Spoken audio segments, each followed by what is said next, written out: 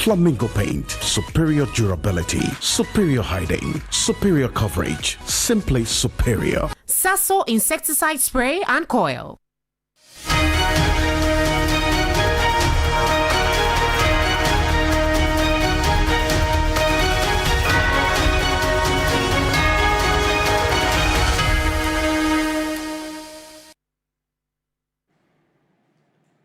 It's a rainy night. Good evening. Welcome. This is Ghana Tonight. We're live from a news hub at Adesawe Kanda, also live on TV3 Ghana on Facebook and on DSTV channel 279. We're all across the world on 3news.com. Tonight, it's a wet experience for many people, especially in many parts of the capital. It's been raining for the last 2 hours.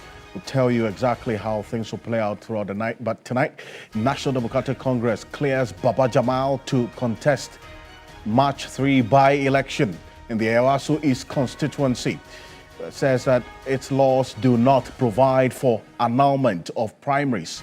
Well, we have details including reactions for you. Stay with us. Also, Ghana stuck at 43 as the 2025 Corruption Perception Index ranks the country 76th out of the over 100. We assess the state of anti-corruption efforts. Stay with us tonight. Controversial anti-LGBTQ plus bill set to return to Parliament as Speaker of Parliament directs Business Committee to schedule it for reconsideration. We have this and more, as always, here on Ghana Tonight. You're an integral part of the conversation. The hashtag we're using is Ghana Tonight on Facebook and on X. Connect with us and let's get talking.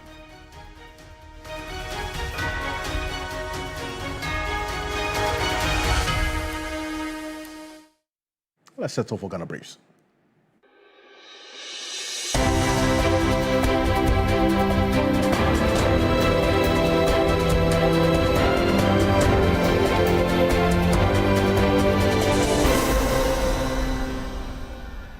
President John Dramani Mahama has affirmed his resolve to ensure a strict enforcement of the Otumfuo Mediation Committee report that holds the Bawku Naba Abu-Grago Azoka II as the rightful chief of Bawku.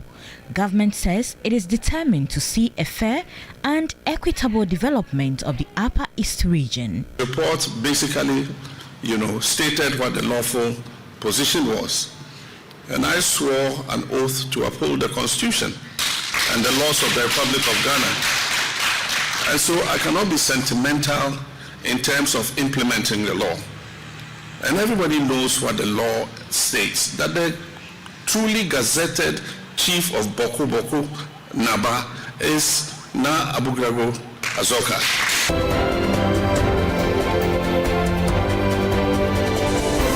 Ghana has once again scored 43 out of 100 on the Corruption Perceptions Index, ranking 76th out of 182 countries assessed worldwide in Transparency International's 2025 report. Although this marks a marginal increase from the score of 42 recorded in 2024, Transparency International notes that the change is not statistically significant under its assessment methodology. Every year, various indices, good governance indices or anti-corruption indices are used or weighted in the calculation of the CPI. So you would find that this year, Transparency International used civic space, independence of the judiciary, the integrity of public office as some of the key drivers of corruption.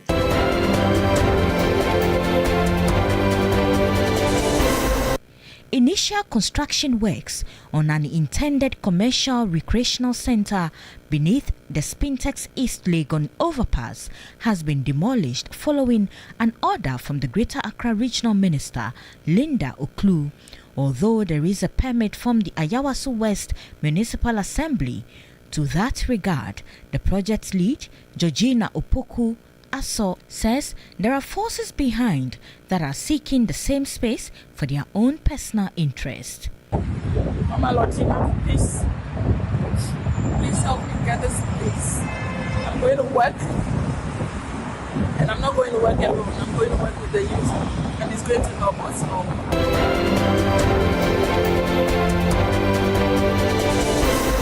The Ministry of Tourism, Culture and Creative Arts has named cultural entrepreneur Hamamat Montia as Ghana's Share Butter Ambassador following global attention sparked by a viral moment during American streamer Aisha Speed's visit to her Share Butter village. Sector Minister Ablajifa Gomeshi stressed that culture remains one of Ghana's most powerful yet underfunded economic assets. If we want Ghana to stand tall in global tourism and trade, then we must deliberately fund culture, not as charity, but as a strategy. Every city invested in culture multiplies across tourism, fashion, film, gastronomy, agriculture, and jobs for our youth.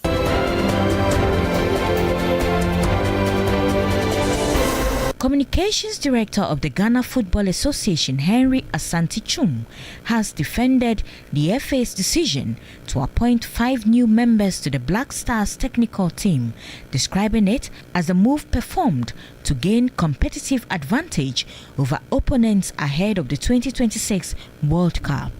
Decision may not go down well with people, and it's interesting how this news was received from Friday up until now. It is what it is. That's what leadership is about. But at the end of the day, you know that your aim is to make things better. So the common aim of the FA is to make the Black Stars team very competitive and very resourceful, and then also try as much as possible to make it more efficient.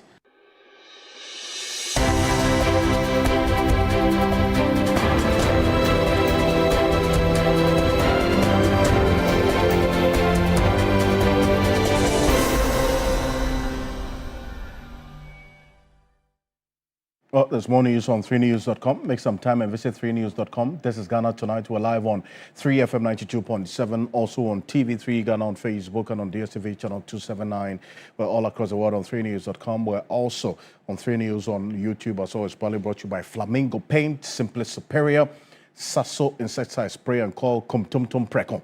Coming up next year on Ghana Tonight, Baba Jamal gets the NDC green light for March 3. That's the polls as party rules out annulment of the primary. Stay with us. We've got details for you, some reactions as well. And we do know that apart from what happened earlier today with this committee that was set up by the party to investigate exactly what happened, and then also they submitted their report today, Baba Jamal was at the office of the special prosecutor.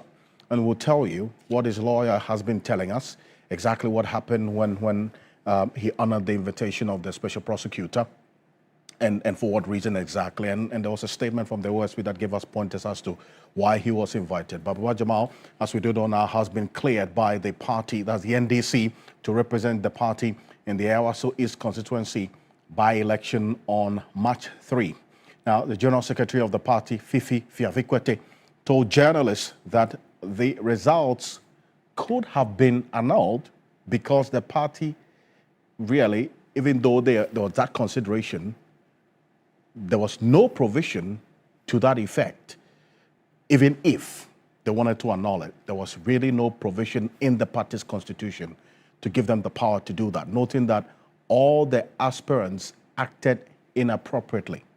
And he gives some more detail. Take a look. The long and short of the report was this, that inappropriate conduct was exhibited by virtually almost all the candidates. Even though you cannot establish, because the candidates were clear that what they did was in light of motivating of delegates. We believe that was inappropriate. So in the light of that, the committee's report was to the effect that ideally we should have an annulment of the primaries. However, the committee also acknowledged that there are real obstacles that make it difficult for us to do that. One, the party's constitution does not have a provision for an annulment of election. Two, we are time-bound because we need to be presenting a candidate by tomorrow. So yes, there was that real consideration for an annulment, but then again, those two issues that he outlined was the one that they had to consider, and reason why they couldn't go on the path of annulling the results. If you recall, this was a proposal and a demand by the majority caucus in Parliament. Well, the party constitution makes no provision for this, and then also they are time bound. Well, he also says the committee has recommended that the president sanctions other government appointees who contested the primary. Take a look. Party also wants to signal that we take into consideration the step taken by the president, and the president acted purely on the back of what happened on Saturday, allegations that he had. He asked for Baba Jamal, who was High Commissioner in Nigeria, to be recalled. We think that that was actually appropriate by the president. We also want to urge the president that apart from Baba Jamal, I think two other of the candidates also are in positions of appointment. I think they are on various boards, and similar measures to be taken as well to just show that we as a party feel that anyone who was involved in this inappropriate conduct have to be punished once they are appointed by the government. Let's still stay a bit further with Fifi Kwete, the General Secretary of the NDC. He says that the committee will be expanded, in fact, to deal with these matters of vote buying, vote selling, inducement holistically, with inappropriate conduct during elections, especially internal party elections. Take a look. We are going to do a comprehensive review of the whole processes that leads to our elections in our internal elections are concerned. So we are expanding the committee that was appointed. We are adding 4 more members to that committee to make a 7-member committee. And that 7-member committee will extensively come up with recommendations as to how we can once and for all deal with this, should I call it, canker, which has to do with anything that amounts to inappropriate conduct as far as elections are concerned. Well, let's hear from a member of the committee, Alhaji Nusaf Hussaini. We're going to bring that to you in a bit. But soon after the declaration, Baba Jamal himself also addressed his supporters at the party, that's his campaign office in the constituency, telling the supporters to meet him tomorrow in a bit more detail. We'll tell you a few highlights in this report as we have some key recommendations from the committee going forward. Take a look. I thank you all very much. Today, the National Functional Executive Committee has finally cleared me to go and file my papers tomorrow morning. So tomorrow morning, we will expect all of you here. We are going with a massive crack to the Electoral Commission to go and file our papers. We give thanks to Almighty Allah. We give thanks to the National Executive. We give thanks to all those who play the role in this wonderful situation. I want to thank you very much. Today, I'm not going to talk much, but then you have magana ba. Domin gobe shine ranan. Gobe za mu file. We are going to fight tomorrow, so I will have enough time to speak to you. So I only want to say thank you very much. May Allah bless you all.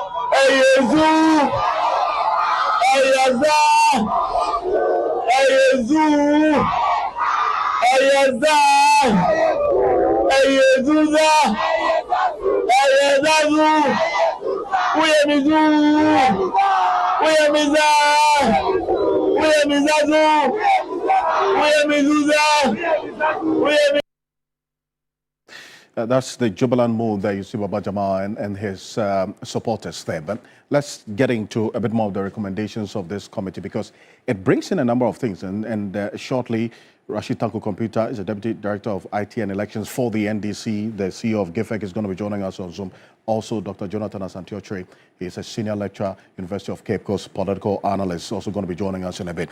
But beyond what you heard Fifi Kwete talk about, these are the further recommendations and some conclusions by the committee set up to investigate this. They say they are satisfied that indeed there was actually widespread inducement and vote buying which took place during the Ayawaso East Parliamentary primary of 7th February. That these practices were not confined to a single campaign. So they say that multiple aspirants engaged in the distribution of material goods and financial inducement to delegates. So it was not limited to one particular individual. But then again, they went further to say, we note, however, that issues related to Honorable Mohammed Baba Jamal Ahmed were the most extensively documented by virtue of his statements and his status as a serving public officer. Because at the time that this incident happened, he was still serving as Ghana's High Commissioner to Nigeria, right? He hadn't been recalled or he hadn't resigned. They say the distribution of items such as motorbikes. It was not just the television sets, the motorcycle television sets to delegates on the day of a primary is, by its very nature, an act of inducement. So the committee acknowledges that this clearly is an act of inducement, but the act of offering such inducement is in itself the breach. It need not be demonstrated that each individual recipient changed their vote. So the argument of whether this influenced vote or not to the committee is neither here nor there. The committee is of the view that the integrity of the process could best be protected by nullifying the results of the Ayawaso East constituency. But then even though they want this, they recognize, however, that this recommendation carries significant legal and practical implications, including the fact that the NDC's constitution does not contain provisions for the annulment of the election, and the primaries were supervised and the results certified by the Electoral Commission. So that's another hurdle.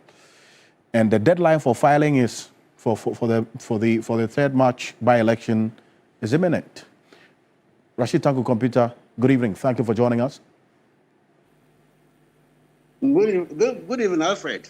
And let me say good evening to your cherished viewers across the globe. It was pretty clear that the party was caught between a rock and a hard place, is it not? With this sort of a compromise decision that you've had to reach in this matter. Well, let me thank the committee led by Venerable Kofi Totobi Kwachi. They've done a great job. I mean, and I also take the opportunity to thank the Functional Executive Committee led by our National Chairman and General Secretary. I mean, we examined it, look at their report clearly, and the General Secretary, in fact, articulated the position of the party very clear after the FEC meeting to the media. And it's very clear. I mean, ideally, like the report indicated, ideally, they've seen that there was impropriety on the part of the candidates who participated in the primaries. But our party constitution doesn't have a provision for nullification of results when matters of that nature comes in, as well as the regulations that governs our elections. So that is why, in the wisdom of the party, we said, well, we need to add additional members to the committee and give them more time to go into the matter. Take time, because the 2 days given to them was not enough for them to do justice to the recommendations that the party needed to work on its constitution and that of regulation governing elections, so that going forward we will not have these kind of challenges that we are having. So this exercise is not ending today. I mean, the exercise of looking into what happened and then making recommendations on how to deal with it. Very well. It's not ending at all. I mean, that is why a 4-man members have been added to the existing 3 members to make it 7. so that to give them ample time, because we take serious notice of this action. We are social democrats, and we want to continue to give level playing grounds for every member of the party, so that if you want to take up leadership position in the party, money should not be an issue. It shouldn't be a barrier for people to exercise if they want to take up leadership roles in the party. But help me understand this. Even though there's this lacuna in your party constitution or this gap, that yes, there's no specific provision that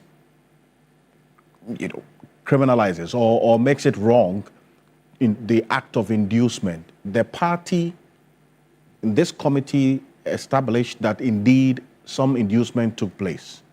You established that it was indeed wrong. But then again, because there is this gap and there is no provision in the Constitution, are these people going to walk free, or there's some other sanctions that you're thinking about applying to serve as a deterrent to others? Well, already, that is why the General Secretary, when he was addressing the media, thanked His Excellency the President for having already taken action on one of his appointees. And the General Secretary, in fact, articulated the views of FEC that other government appointees who also took part in the election should also suffer the same fate. So that this will be a deterrent to other persons who might, in the near future, will want to dabble in similar issues. That is an issue the party has taken serious notice of. And I can tell you, clearly, that is why we want to expand the membership and give them more time to come out with recommendations that can help us to get our party constitution and regulations to guide us through these processes as we are going to do our reorganization. We started our reorganization today, where members can go and take party membership card from their branches, those who want to join the NDC now. This is the starting point of our reorganization today, 10th, and to continue up and end at 19th December 2026. So going forward, we want the committee to come out with recommendations so that it will help us when we start our constituency election, branch constituency, regional and national. These issues of impropriety will not rear its ugly heads in our reorganization processes that will lead us to electing parliamentary candidate and presidential candidate before we get to 2028. This whole talk about the annulment of the results started with the majority caucus in Parliament issuing a statement, in their view, recommending the annulment because of what had happened. And then the party, you went on to indicate you will set up a committee. So if there was no provision in the Constitution for this, then why the exercise of setting up a committee to even investigate this? To what end? Well, that is why we are saying that it's within the party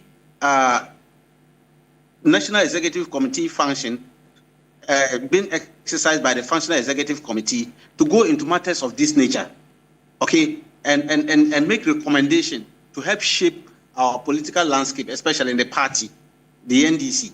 And we realize that this is becoming a widespread practice, especially our opponent, the MPP. They have institutionalized this practice in their party.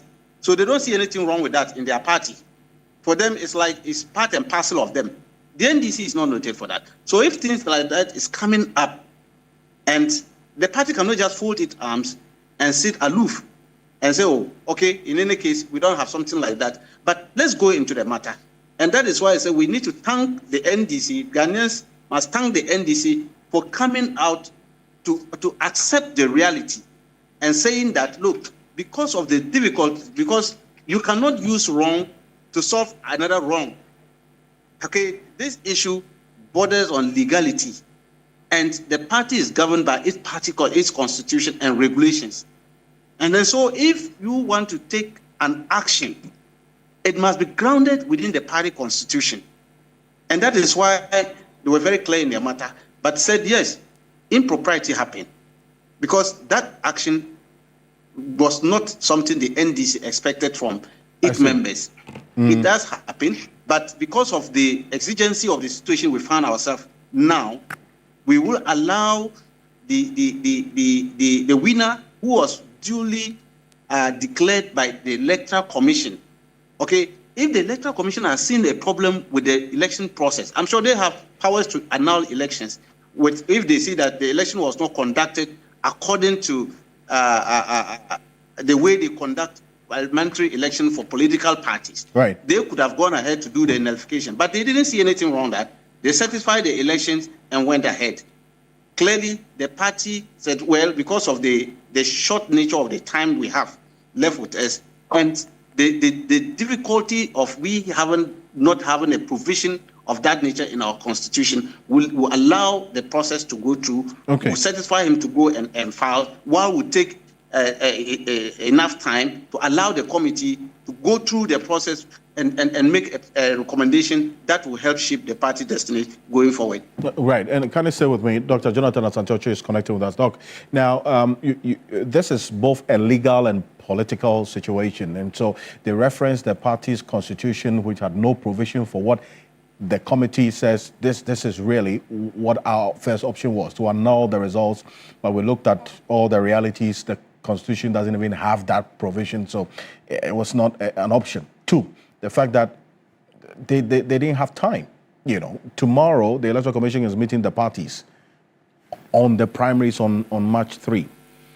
Really, there's a compromise, or this is the only option that could have actually been taken in the face of the events as the General Secretary outlined earlier? Alfred, let me say good evening to your viewers. I'll start by saying that is the reality. The reality is that the party was quite quick in issuing statements. That in itself ensured that if, certain things untoward were likely to happen, of course, they could easily have been nipped in the bud. Now, he is supposed to join the majority caucus if he should win the by-election. And so, in due course, the majority equally issued a statement to that effect. All these are to ensure that the party, mounts the moral high ground, the caucus mount the moral high ground to ensure that they are not associated with things of that nature. That is good. But in reality, we know that the political landscape has not been that smooth, when it comes to those who do not have deeper pocket. And so when it comes to internal elections, things of this nature do really happen. Some are even more loftier than what transpired, on this Saturday that just passed. So now the reality check is that if you make an example of Mr. Baba Jamal with respect to these internal elections, then the party would have arm-twisted itself for future elections, because you know very well that things of that nature will reoccur. There is not a single soul in this country that have contested for a particular position that is competitive. Both the MPP and the NDC, I think that the MPP was even worse, right? That, things of that nature have not happened. But if you look at the posturing of the NDC, what I see is that they really want to solve this particular problem.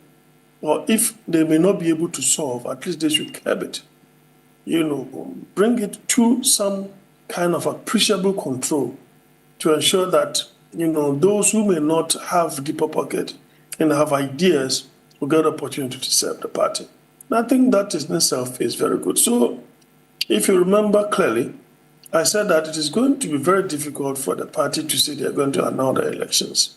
One, the EC cleared the process because they saw that as far as their function was concerned, it was fairly, clearly and transparently done. So if there is any voter influences, that is behind them. The party itself is not the one that declared Mr. Jamal as being the winner. So from the word go, it was an Herculean task that if they really wanted to deal with this particular matter at this point in time. That is also not to suggest that Mr. Baba Jamal and all his compeers did not, they did not, that does not suggest that they did what was right. Not at all.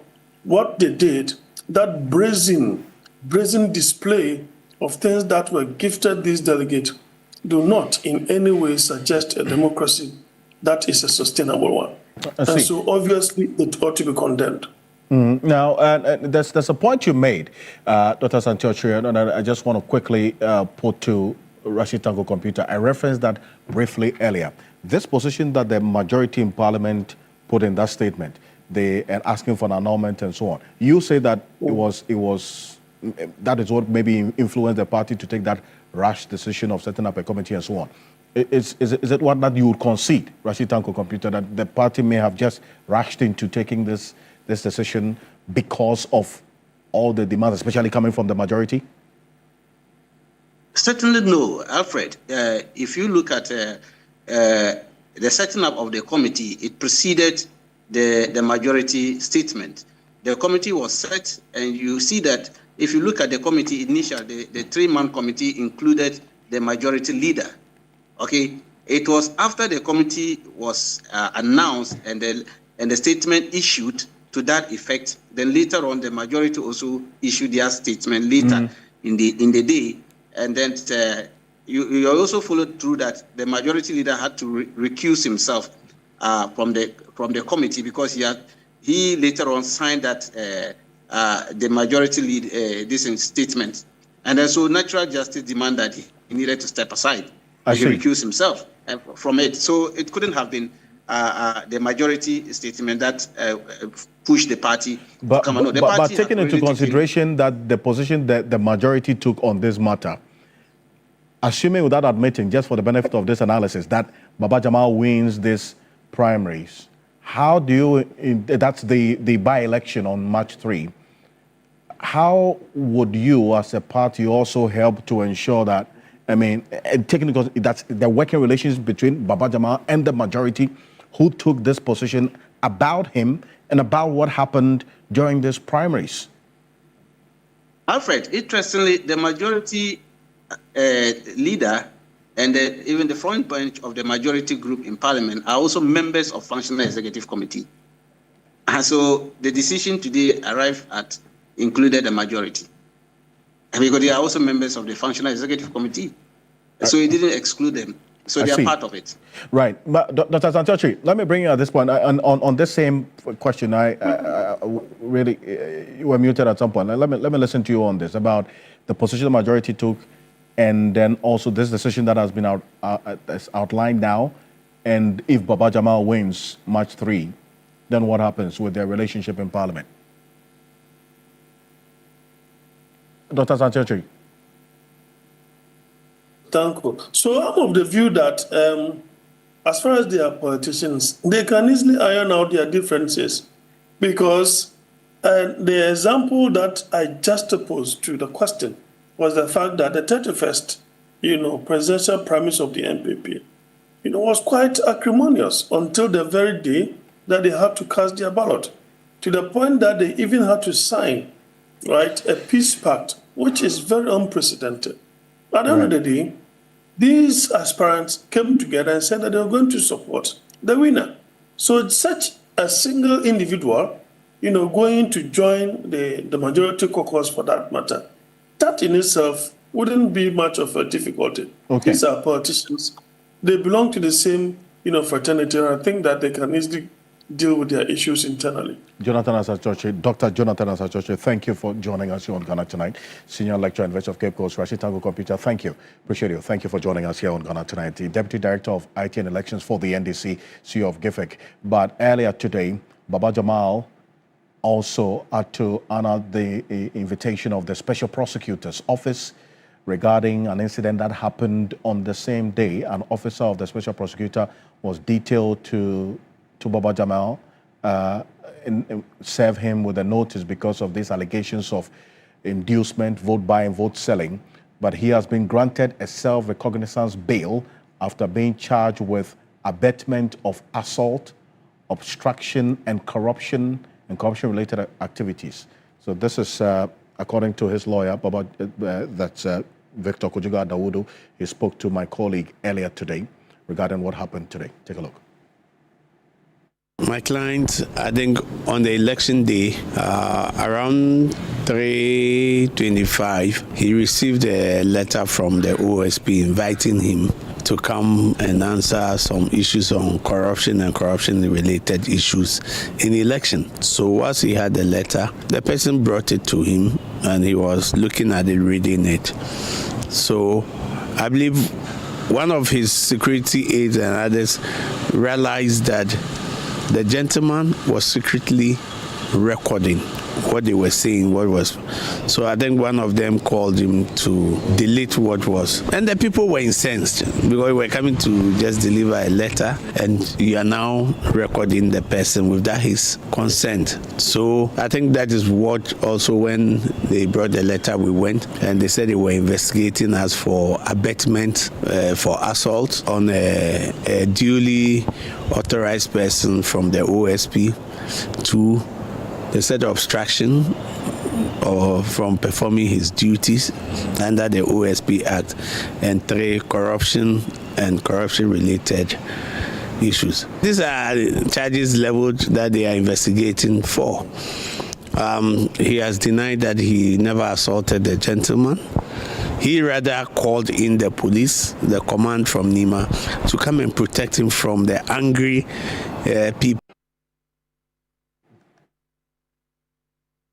people who were around, so he never assaulted him. If somebody has assaulted him, he hadn't seen. 2, he never obstructed him from what he has to do. And 3, the journalist asked him that there is allegation that TV is being shared from your camp, and he was not aware. So we were there. We gave them our side of the story. They wrote our statement, and eventually we finished around 1. We had to wait for some number of hours until the bail conditions from their superiors was communicated to them, and they granted us bail. So Baba Jamal, as we speak, has been granted bail? Yeah, he's been granted bail. What was the condition? Oh no, self-recognizance bail. He's a public person. He's been a minister. He's been in public office for all this while. Where is he running away to? The only little issue we had was they wanted to take his phone, and for them to do, we said, look, you can clone the phone.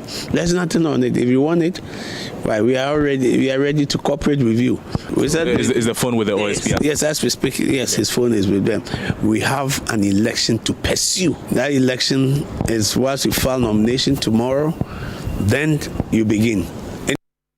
That's Victor Kojuga Dawudu. That's Baba Jamal's lawyer, but still live here on Ghana Tonight. It's one that we're keeping an eye on, see how things play out. Coming up next, Ghana's Corruption Perception Index score holds at 43 in 2025, and this is a score that has been the case for some time now. What's working in the anti-corruption drive? It's just 1 point up, really, but is it an improvement worth celebrating, or is one that raises concerns, especially for the anti-graft campaigners? We would have Adam Senanu join us from Ethiopia, Addis Ababa specifically, where the AU summit is taking place right now, but he heads the AU board on anti-corruption. So he's going to be joining us from Addis Ababa as we have this conversation. But this is what the CPI score of Ghana has been over the period. We tracked it from 2014 up until 2025, over this 11-year period. 48 dropping to 47, and bear in mind that the lower you are, the more concerning actually it becomes. So you're seeing consistently, we saw it drop. As we saw over time, we are seeing now it inch up in terms of its improvement to 43, down, that's up from the 42 in 2024. Right from 2020 to 2023, we maintained this 43 score consistently over that 4-year period. There was questions about what can be done to improve our score to the highest that we've had in 2014. Measures were put in place, but as we speak, this is what, according to the CPI, they took into consideration in arriving at this score, just 1 mark up from last year. That's from 2024, beg your pardon. The dismissal of the former Chief Justice, petitions for the removal of heads of independent institutions influenced the perceptions that didn't work for us as a country in our ranking. The discontinuation of corruption cases through a controversial 60-40 settlement arrangement. The settlement process, which allowed government officials facing corruption charges to avoid prosecution by paying a portion of allegedly misappropriated funds, damping public expectation. And then the Special Prosecutor's Office, despite the efforts to increase the transparency in corruption fight, also didn't help much. The recommendations: government should strengthen the justice system, fast-track the creation of anti-corruption courts, expeditiously adopt the National Ethics and Anti-Corruption Plan. Parliament must hasten the passage of the Community Tribunal Bill, reform political party financing regulations, and protect civil space and media freedom. Cultural reorientation, focus on ethics, promoting transparency in state regulatory agencies, and strengthening awareness, amongst others. And they give a note that the CPI is serving as a warning signal, not a verdict. Hence, defensive responses will not change the perceptions. We'll be back shortly after this quick break. Edem Senanu Musadankwa will be joining us because Global Info Analytics as well has been tracking this perception of corruption and the fight against corruption in this country, at least for the year 2025. We'll have their thoughts as well. Stay with us. We'll be back shortly.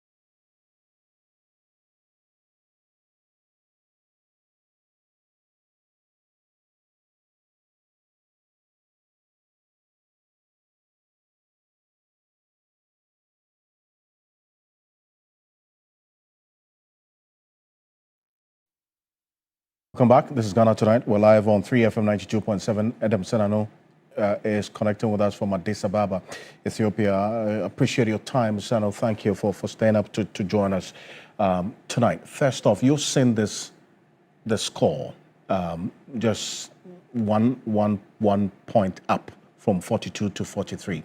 Is it, from your view and your understanding of how the CPI works, an improvement that is worth recognizing and celebrating, or it's a marginal one that really doesn't reflect much of an improvement in terms of the impact that these measures that the government talks about have been put in place over the last 12 calendar months, 2025? Yes, the experts will tell you at one point it shouldn't be something that we should beat our chests about, except to say we are better off with the 1 point up than staying at 42 or going lower, because the current data shows that the global average is actually 42. So going up one means that very marginally above what the global average is. We need to do much better. But from where you sit, and taking into consideration the fact that this is a trend that we have just put out there, and we're going to put that on the screen right now, the trend analysis that I referenced earlier, it communicates something. In 2014, which we achieved the highest so far in the CPI's history of ranking Ghana's fight against corruption, and over time we have seen this play out. And the factors that the CPI references, the removal of the CJ, the former Chief Justice, and the petitions against heads of independent institutions and so on, really, these are matters that have a local context, is it not? Could it have been done differently? Well, yes, I think that political actors need to be educated on these things, because honestly, when we started having the attempt to remove the Chief Justice, a number of us were very queasy, because, we had come on the back of, first we started with, I think, was it the Electoral Commissioner? Yeah. And then it looked like we had moved to the Chief Justice. And I said, this trajectory, next time we are dealing with the president.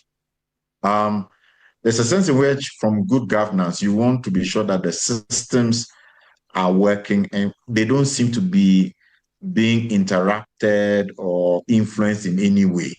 So it was quite uncomfortable. And I think we need to keep these at the back of our mind when we are doing these kinds of actions. And with the Chief Justice still in court trying to debate it, clearly some constituencies are not too happy about what transpired.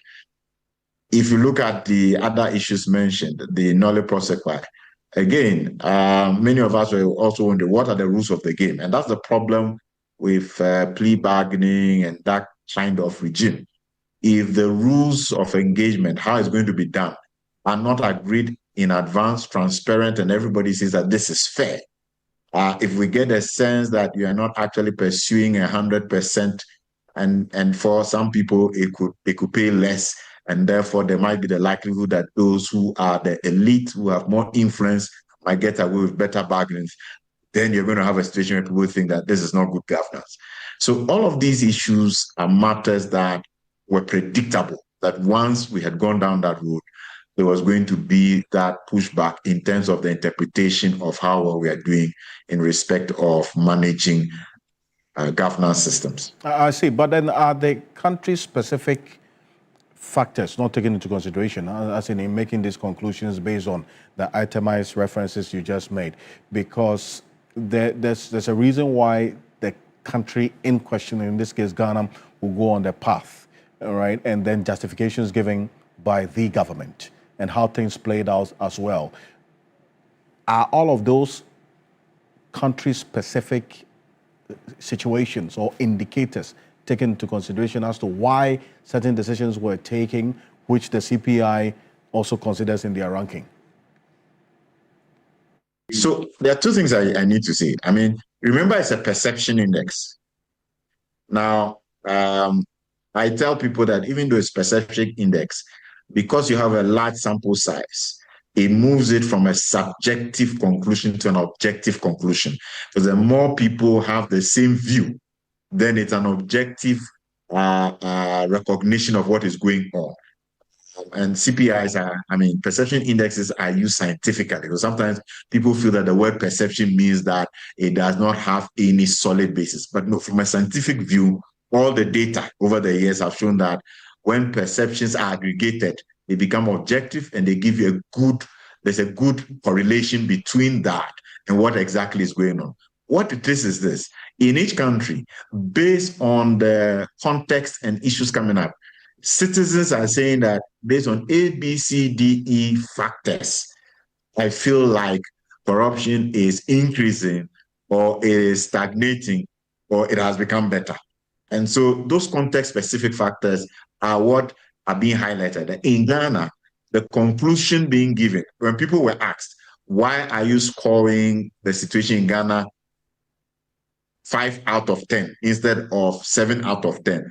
The factors that they highlighted as being the basis to draw the conclusions are these ones. I see. And then you talk about the country-specific situations and the fact that the sample size will then move it from realms of perception to some level of objectivity. What responses do you expect to this latest CPI index from government? So I'm saying that the CPI is an objective tool for understanding what is going on in the country. People should not be deceived in any way to say it's a perception index, so you don't follow it. No, it is a scientific methodology. My own master's thesis was done using perception indexes, and when we ran the regression analysis, we had 0.01, which meant that you could actually predict, because it means it is real. So I'm saying let's not assume because it's a perception, it's not real. The data actually is telling us that within reasonable grounds, this is a situation in Ghana. We're not doing as well. And then the reasons are what have been highlighted, that certain actions that have been taken lead people to conclude that there are certain but I was talking about the specific measures, in your view, that have to be put in place in terms of response mechanism to improve on our score in the coming years, or this year for that matter, because this score is for 2025. Well, I think that we have been putting together, and I believe today there's an engagement at the presidency on rolling out the National Ethics and Anti-Corruption Action Plan. We need a more solid base in terms of the behaviors we are seeing. And ethics and integrity seems to have been thrown through the window. Coming back to that is important. So government should quickly roll out the National Ethics and Anti-Corruption Action Plan. Beyond that, we also need to pass the Conduct of Public Officers Bill. Quite a number of these cases that have come up, clearly public officers have ignored the rules, the laws that mandate them not to pass certain documentation on or to approve certain, contracts. And it is because there is no clear sanction regime at the moment. Let's pass the Conduct of Public Officers Bill urgently, so that the kind of things that we saw in the SML and whatnot cannot happen. Officers who so approve and pass on without public procurement authorization, parliamentary authorization, should be sanctioned heavily through the law. And that way, people don't believe that they can get away with impunity. Again, looking at the whole issue of specialized anti-corruption courts. I know we've talked about one anti-corruption court, the Chief Justice talking about it to deal with the cases that arise from the Auditor General, so on and so forth. I think we need to do much more than that. And perhaps we should send a fact-finding team to Kenya, where they have as many as 12 or 13 specialized anti-corruption courts, so that we can speedily deal with these cases, put them out there in the public domain, and everybody will realize that, wow, it's now very dangerous to get into this space and think we can get away with fraud, etc. Right. So those are some of the key things I think we should do, including looking at the whole issue of political party financing and what we can do differently in that space. Adam Sedano, thank you for joining us, the chairperson of the African Union Advisory Board against corruption, joining us from Addis Ababa, where the AU summit is taking place. You're some 3 hours or so ahead of us, so thank you for staying up to connect with us here on Ghana Tonight. But before we go, controversial anti-LGBTQ plus bill set to return as the Speaker orders Parliament to reconsider it. Let's take a listen to exactly what the Speaker said in this regard, setting the pace for what will happen in the coming days. Take a look.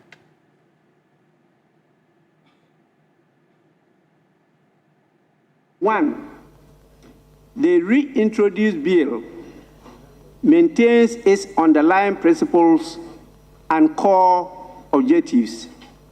Two, the bill does not contravene any constitutional provision, particularly Articles 106 and 108 of the 1992 Constitution.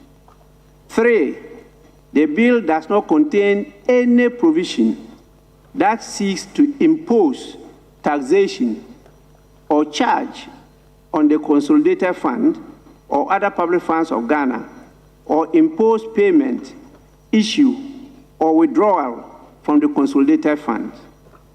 The committee, by a unanimous decision, advised that the bill be introduced in the House.